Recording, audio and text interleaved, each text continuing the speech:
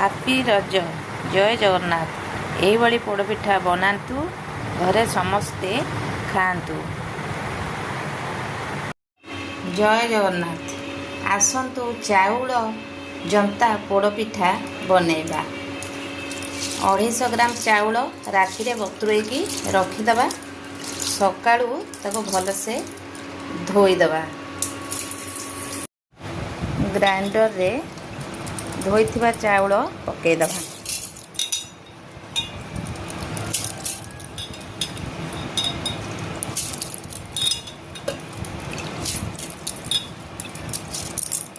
ଯେତିକି ଚାଉଳ 250 ଗ୍ରାମର ପାଣି ଦେବା।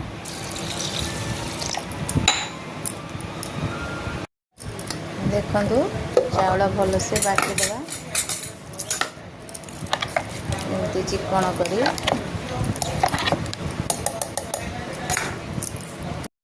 ଦେଖନ୍ତୁ ଗୋଟେ ଗ୍ଲାସ୍ ପାଣି ଦେବା। ତାପରେ 250 ଗ୍ରାମ ଗୁଡ଼, 250 ଗ୍ରାମ ଗୁଡ଼ ଫୁଟିବା ପାଇଁ ଛାଡ଼ିଦେବା।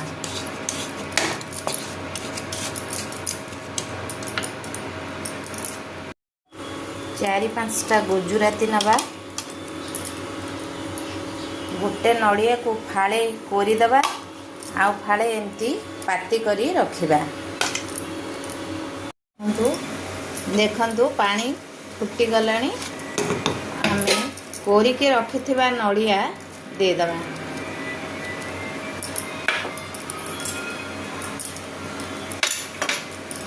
କିଛି କଟା ନଡ଼ିଆ ପାତି ଦେଇଦେବା।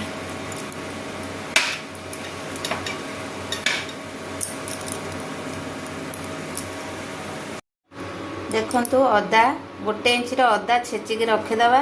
4-5ଟା ଗୁଜୁରାତି, 2ଟା ତେଜପତ୍ର, ଅଳ୍ପ 4-5ଟା କାଜୁ, ଆଉ କିଛି ଗୁଣ୍ଡ କାଜୁ।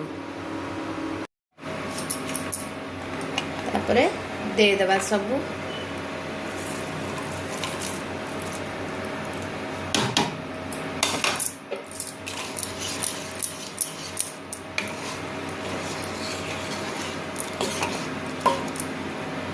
ଫୁଟିବା ଅବସ୍ଥାରେ ଗୋଟେ ବଡ଼ ଚାମଚ ଘିଅ ଦେଇଦେବା।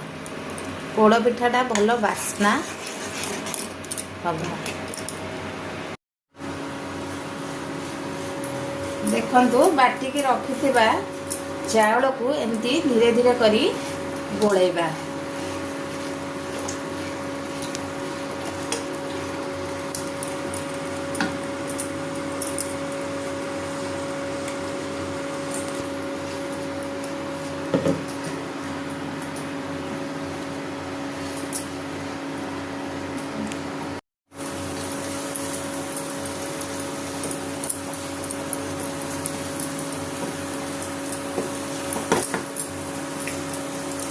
ଦେଖନ୍ତୁ ଏଇଭଳି ଜନ୍ତୁଣି ଆମେ କରିଦେବା ପ୍ରସ୍ତୁତ। ଦେଖନ୍ତୁ ପୁରା ପରଫେକ୍ଟ ଜନ୍ତୁଣି ହେଇଯାଇଛି।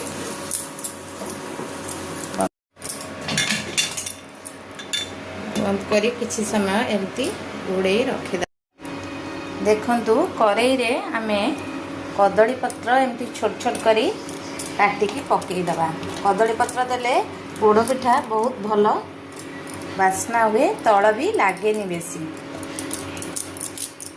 ଅଳ୍ପ ଘିଅ ନେଇ ତାକୁ 1 ଚାମଚ ଘିଅ ଏମିତି କଦଳୀ ପତ୍ରରେ 4 ପଟୁ ଏମିତି ମାରିଦେବା।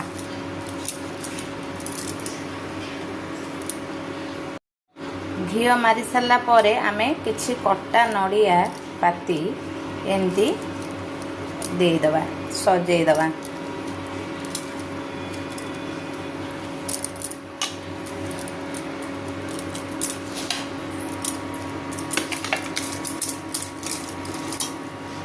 ପରେ ଆମେ ଜନ୍ତୁଣି ଦେବା।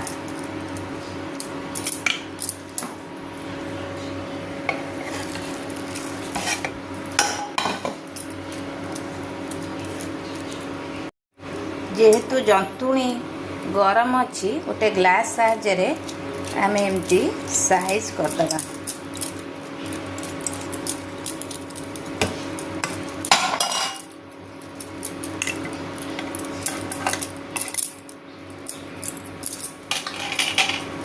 କିଛି କାଜୁ,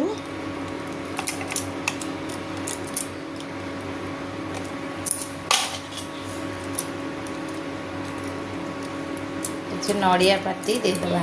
ଦେଖନ୍ତୁ ଏମିତି ଘୋଡ଼େଇ ଦେବା। ହାଇରେ 15 ମିନିଟ୍ ଦେବା, ତାପରେ ସିମ୍ରେ 45 ମିନିଟ୍ ବସେଇଦେବା। ଆସନ୍ତୁ ଦେଖିବା।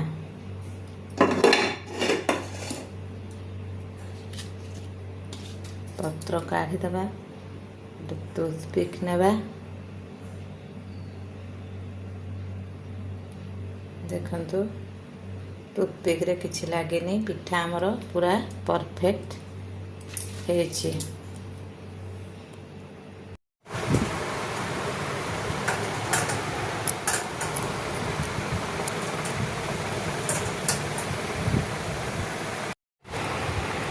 ଦେଖନ୍ତୁ କେତେ ସୁନ୍ଦର ଭାବେ ପୋଡ଼ପିଠାଟି ହେଇଗଲା। ଦେଖନ୍ତୁ କେତେ ସୁନ୍ଦର ଭାବେ ମୋର ପୋଡ଼ପିଠାଟି ହେଇଯାଇଛି। ଏବେ କାଟିକି ଆମେ ଦେଖିବା।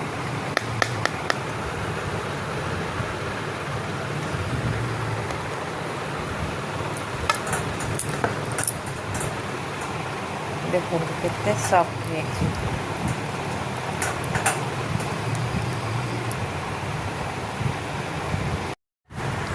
ହାପି ରଜ, ଜୟ ଜଗନ୍ନାଥ। ଏଇଭଳି ପୋଡ଼ପିଠା ବନାନ୍ତୁ, ଘରେ ସମସ୍ତେ ଖାଆନ୍ତୁ। এই ପୋଡ଼ପିଠା ରେସିପିଟି ଆପଣମାନଙ୍କୁ ଭଲ ଲାଗିଲେ ଲାଇକ୍, କମେଣ୍ଟ, ସବସ୍କ୍ରାଇବ୍ କରିବେ।